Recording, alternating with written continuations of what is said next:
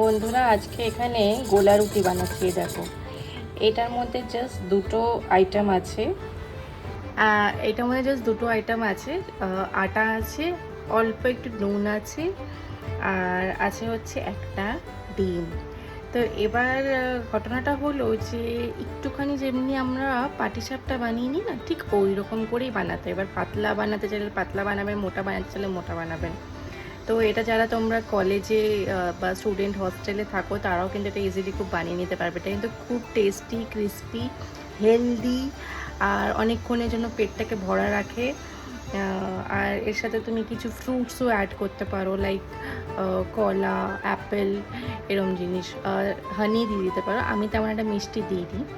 তো এইটার মধ্যে আমি শুধু আটা, একটু নুন, আর হালকা একটু মধু, আর একটা ডিম দিয়েছি।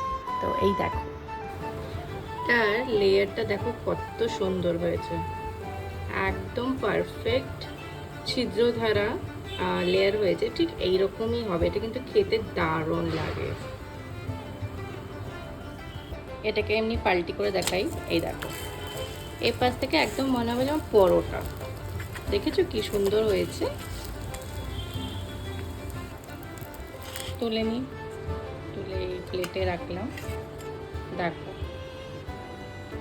একটুখানি সাদা তেল দাও, সরষের তেলও দিতে পারো।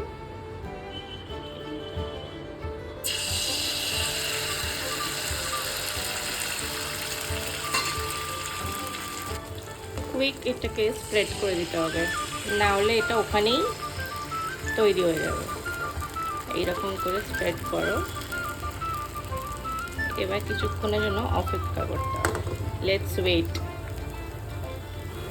হয়ে গেছে। এবার এটাকে পাল্টি পাল্টি পাল্টি। দেখুন কি সুন্দর হয়েছে।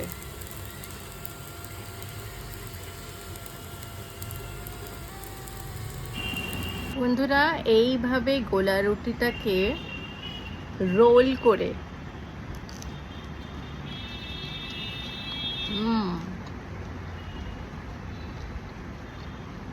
পারফেক্ট সফট আর ক্রিস্পি হয়েছে। তো আপনারা ব্রেকফাস্টে বা ডিনারে এটা বানাতে পারেন, বা বিকেলের ছোট্ট যে খিদে থাকে তার মধ্যে এটা বানাতে পারেন। খুব টেস্টি আর হেলদি।